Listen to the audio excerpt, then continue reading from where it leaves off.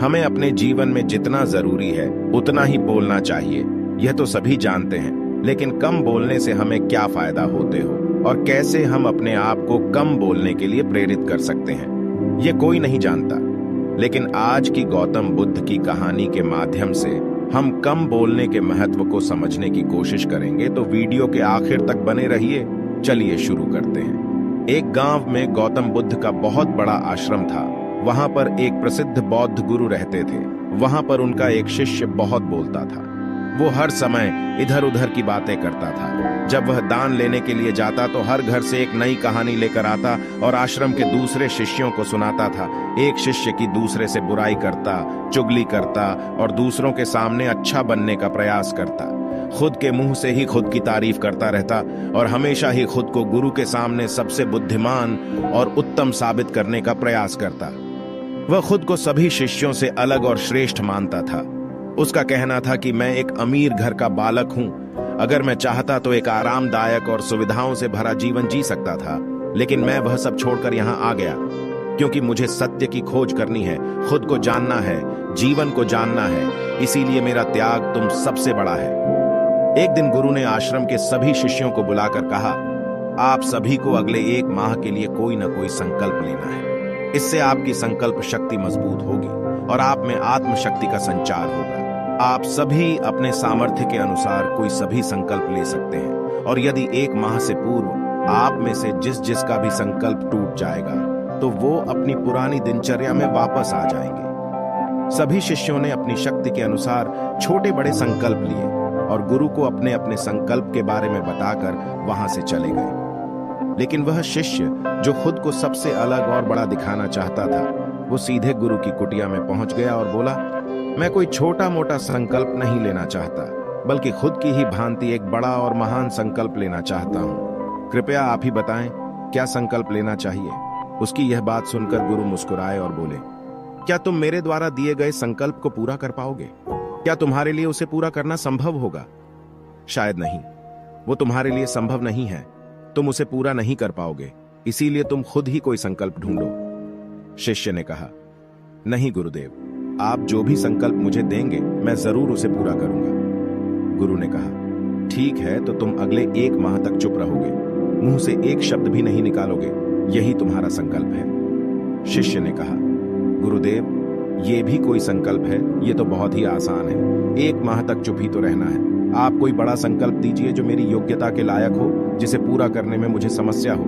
गुरु ने कहा, पहले तुम इस संकल्प को तो पूरा करके दिखाओ। शिष्य ने गुरु की बात मान ली और वह उसी समय चुप हो गया और पलटकर कुटिया से बाहर चला गया। उसे चुप रहना बहुत आसान लग रहा था। उसने एक दिन तो जैसे तैसे चुप रहकर काट लिया, लेकिन दूसरे दिन से उसके मन में ना बोलने का बोझ बढ़ने लगा। तीसरे दिन उसे भारीपन महसूस होने लगा और चौथे दिन उसके अंदर एक अजीब सी बेचैनी होने लगी, क्योंकि आसपास आश्रम के सभी शिष्य एक दूसरे से बातें कर रहे थे। वो भी अपना पक्ष उनके सामने रखना चाहता था, उनकी बोलती बंद कर देना चाहता था, लेकिन उसका संकल्प उसके आड़े आ रहा था। इसीलिए वो पूरे दिन सिर्फ मुंह और आंखें बनाता रहता। इसी तरीके से कुछ दिन और बीते और वह शिष्य बीमार पड़ गया। उसका सिर फटा जा रहा था, उसका खाने पीने तक का मन नहीं कर रहा था, वह सिर्फ बोलना चाहता था। वह गुरु के पास गया और उनके सामने बैठकर लिखकर उन्हें बताया, गुरुदेव, मैं बोलना चाहता हूं, बिना बोले। मुझे सांस नहीं आ रही, मेरा दम घुटता जा रहा है, मैं अंदर ही अंदर पागल हुआ जा रहा हूं। मैं क्या करूं? संकल्प तोड़ दूं क्या? यह पढ़कर गुरु मुस्कुराए और बोले, संकल्प तो तोड़ने के लिए ही होते हैं, लेकिन जो अपने संकल्प को पूरा कर लेता है वही अपनी आंतरिक शक्ति को बढ़ाता है, और जो अपनी आंतरिक शक्ति को बढ़ा लेता है वो समझ और जागृति की राह पर आगे बढ़ जाता है। संकल्प का लेना भी तुम्हारे हाथ में था और इसे तोड़ना भी तुम्हारे ही हाथ में है। तुम्हारे बहुत से भाई अपने संकल्प को तोड़कर अपनी पुरानी दिनचर्या पर वापस आ चुके हैं। अगर तुमसे नहीं हो पा रहा तो तुम भी संकल्प तोड़ कर अपनी पुरानी दिनचर्या पर वापस जा सकते हो। लेकिन याद रहे, अगर आज तुम इस छोटे से संकल्प को नहीं संभाल पा रहे तो तुम अपनी बाकी की पूरी जिंदगी को कैसे संभाल सकोगे? बाकी फैसला पूरी तरह से तुम्हारे हाथों में है। गुरु की यह बात उस शिष्य के दिल में चोट कर गई। वह बिना कुछ बोले वहां से वापस चला गया और खुद को अपनी कुटिया में बंद कर लिया। वह केवल अपने जरूरी कामों के लिए ही कुटिया से बाहर निकलता, बाकी सारे समय कुटिया के अंदर ही बैठा रहता। 15 दिन बीत चुके थे और आश्रम के लगभग सभी शिष्यों का संकल्प अब तक टूट चुका था, लेकिन उसका संकल्प अभी भी जारी था। संकल्प लेने के बाद से अब तक उसने एक शब्द भी ना बोला था। सारा आश्रम हैरान था कि इतना बोलने वाला इंसान चुप कैसे हो गया। 15 दिन बीतने के बाद वह दोबारा अपने गुरु के पास गया और लिखकर बताया है, गुरुदेव, मैं बाहर से तो चुप हूं, लेकिन मेरे भीतर बहुत सी आवाजें हैं, बहुत सी चीख पुकार और शिकायतें हैं। मैं अंदर ही अंदर बात करता रहता हूं। मेरा मन तरह तरह के प्रश्न पूछता रहता है। मैं बाहर से जितना मौन हूं, भीतर से उतने ही शोर शराबे से भरा हुआ हूं। क्या इस तरह से मेरा संकल्प अभी भी जारी है? गुरु ने कहा, हां, तुम्हारा संकल्प अभी भी जारी है, लेकिन जब तक लोगों की ये आवाजें तुम्हारे कानों में पड़ती रहेंगी, तुम्हारा मन बोलता रहेगा, क्योंकि इसे तो आदत है बोलने की। तुम भले ही बाहर से चुप रहो, लेकिन तुम अंदर ही अंदर बोलते रहोगे। तुम्हें इन बातों से, इन आवाजों से दूर जाना पड़ेगा। शिष्य गुरु को प्रणाम कर वहां से चला जाता है और सुबह होते ही अपनी कुटिया छोड़कर जंगल की तरफ चला जाता है। कई दिन बीत जाते हैं, संकल्प का समय भी पूरा हो जाता है, लेकिन शिष्य लौट कर नहीं आया। आश्रम में सभी को डर था कि कहीं जंगली जानवरों ने उसे खाना लिया हो। इस बीच उसे ढूंढने की बहुत कोशिश की गई, लेकिन वह कहीं नहीं मिला। सभी गुरु भाइयों ने मान लिया था कि जंगली जानवरों ने उसे अपना शिकार बना लिया है, लेकिन गुरु को ऐसा नहीं लगता था। एक दिन आश्रम का एक अन्य शिष्य गुरु के पास आया और बोला, गुरुदेव, हमारे उस अधिक बोलने वाले भाई के साथ क्या हुआ होगा? क्या जानवरों ने उसे मार दिया होगा? गुरु ने कहा, हो सकता है कि जानवरों ने उसे अपना शिकार बना लिया हो, लेकिन उसके न लौटने की एक दूसरी वजह भी हो सकती है। शायद उसे वो मिल गया है जिसके लिए वह गया था। फिर शिष्य ने पूछा, गुरुदेव, क्या ज्यादा बोलना इतना हानिकारक होता है? गुरु ने कहा, इंसान के जीवन के बहुत सारे दुखों में से एक दुख ये भी है कि वो कभी चुप नहीं रह सकता। हमेशा कुछ ना कुछ बोलता ही रहता है। सिर्फ हमारे बोलने के कारण हमारे आधे से ज्यादा दुख पैदा होते हैं। परिवार के अधिकतर झगड़ों की वजह हमारा बेमतलब बोलना ही होता है। हम में से कोई भी चुप नहीं रहना चाहता। हम बस सामने वाले को सुना देना चाहते हैं। जो भी हमारे मन में है, सब निकालकर उसके मन में बैठा देना चाहते हैं। उसे समझा देना चाहते हैं कि देख, तू गलत है और मैं सही, और इस तरीके से सब एक दूसरे की सड़ी गली बातों को ग्रहण कर रहे हैं। इस तरीके से सुनने और सुनाने का यह काम जिंदगी भर चलता रहता है। लेकिन इस नासमझी में हम अपना समय, अपना जीवन, अपनी समझ और सबसे महत्वपूर्ण वो कीमती पल जो जिए जा सकते हैं, जिनको अनुभव किया जा सकता है, जिनमें आनंद को प्राप्त किया जा सकता है, ये सब खो देते हैं। लेकिन इसके बदले हमें मिलता क्या है? कुछ नहीं, सब व्यर्थ और बर्बाद हो जाता है। इस पागलपन में हमने क्या खो दिया, इसका एहसास केवल कुछ ही लोगों को हो पाता है।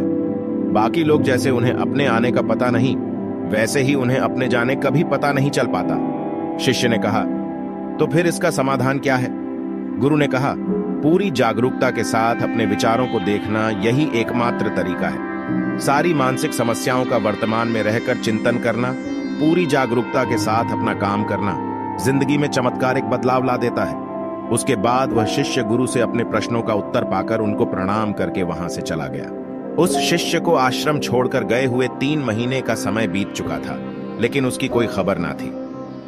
अब तक तो सभी गुरु भाइयों ने भी उसके वापस लौटने की उम्मीद छोड़ दी थी, लेकिन एक दिन वो आश्रम लौट आता है। उसे देखकर सभी के आश्चर्य और खुशी का ठिकाना न रहा। लेकिन अब वो नहीं था जो यहां से गया था। वो कुछ और ही बनकर वापस आया था। उसके अंदर एक गजब का बदलाव महसूस किया जा सकता था। उसके चेहरे पर एक गजब का ठहराव और आंखों में बड़ी शांति थी। आश्रम में आते ही सभी गुरु भाइयों ने उसे चारों तरफ से घेर लिया और बातें करने लग गए। वह भी अपने गुरु भाइयों से बातें करने लगा। उससे बात करने वाले सभी ने यह अनुभव किया कि अब वे पहले जैसा उतावला और बातूनी नहीं रह गया था। उसके मुंह से एक एक शब्द बहुत ही सुलझे हुए और मधुरता के साथ निकल रहे थे। थोड़ी देर तक गुरु भाइयों से बात करने के बाद वह सीधा गुरु की तरफ चला गया। उसने गुरु के चरण छुए और कहा, गुरुदेव, क्या मैं अब भी मौन हूं? क्या अब भी मेरा संकल्प जारी है? गुरु ने कुछ देर तक शिष्य की आंखों में बड़े ध्यान से देखा और कहा, हाँ, तुम अब भी मौन हो। तुम्हारे मुंह से एक भी शब्द निकल नहीं रहा और तुम्हारा संकल्प अभी भी जारी है। शिष्य ने कहा, गुरुदेव, जब मैं आश्रम से गया तो मैं मुंह से तो चुप था, लेकिन मेरे अंदर बहुत सी आवाजें थीं। मन में बहुत से प्रश्न थे और वो बंद नहीं हो रहे थे, तो मैं जंगल में चला गया, इस उम्मीद से कि वह मुझे शांति मिलेगी और मेरे मन की बकबक कम हो जाएगी। लेकिन मैं जितना एकांत में जाता गया, मेरे अंदर की आवाज उतनी ही तेज होती गई। मेरे भीतर की पुरानी से पुरानी आवाज मुझे सुनाई देने लगी। तब जाकर मैंने महसूस किया कि मैं कितना गलत कर रहा था।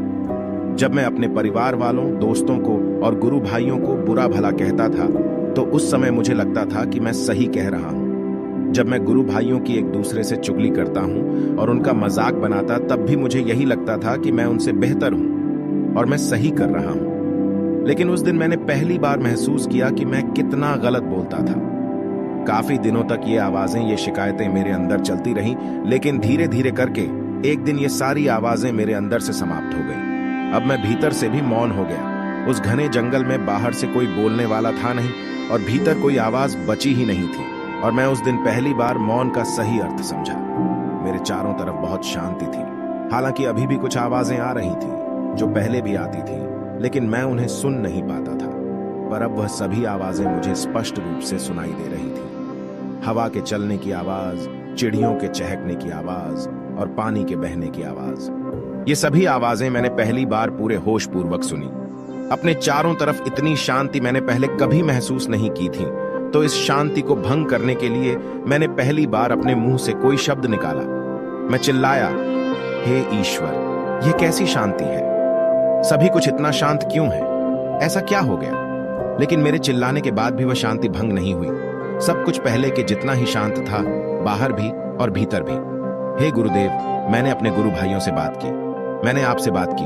मैं बोल रहा हूं, मैं चल रहा हूं, मैं सब कुछ देख रहा हूं, लेकिन मैं अपने भीतर एकदम एकांत में हूं, मौन में हूं, भीड़ में होता हूं, तब भी भीतर से अकेला एकांत में होता हूं। जब मैं खुद में भी शोर करना चाहता हूं, तब भी एकांत में ही होता हूं। अब सब दिखाई पड़ने लगा है, सब सुनाई पड़ने लगा है। गुरु ने कहा, जब तक हम बाहर की तरफ बोलते रहेंगे, भीतर अशांति ही रहेगी।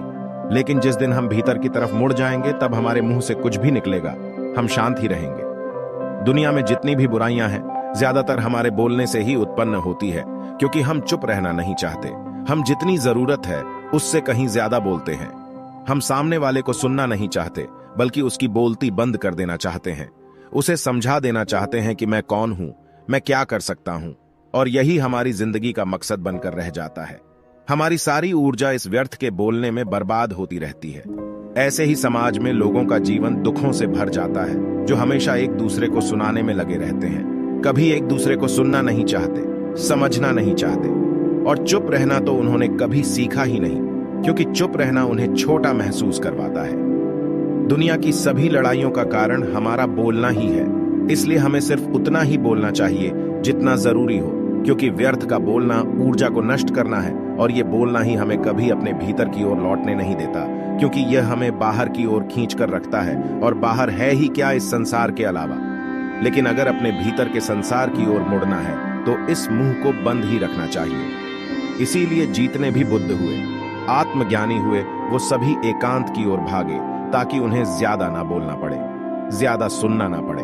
वो एकांत में रहे और शांत रहे, इसीलिए आसानी से भीतर की यात्रा कर पाए। लेकिन अगर कोई चाहे तो इस संसार में रहकर भी एकांत में रह सकता है, शांत रह सकता है, लेकिन इसके लिए उन्हें अपनी ऊर्जा बचानी होगी, जिसे वह अब तक अपने व्यर्थ के शब्दों में बर्बाद कर रहे थे। दोस्तों, इस कहानी की सीख यही है कि व्यर्थ का बोलना ऊर्जा को नष्ट करना है। ज्यादा और व्यर्थ बोलना ही हमें अपने भीतर की ओर लौटने नहीं देता, क्योंकि यह हमें बाहर की ओर झुकाए रखता है, और जिन्हें भीतर की यात्रा करनी है, उन्हें अपने मुंह को बंद ही रखना चाहिए।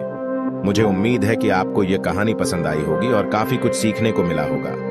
कहानी के बारे में अपने विचार आप हमें नीचे कमेंट बॉक्स में कमेंट करके बता सकते हैं। जाने से पहले वीडियो को लाइक करें और चैनल को सब्सक्राइब जरूर करें। ऐसी ही कहानी के साथ मिलते हैं अगले वीडियो में। तब तक के लिए आप अपना और अपने परिवार का ध्यान रखें। धन्यवाद।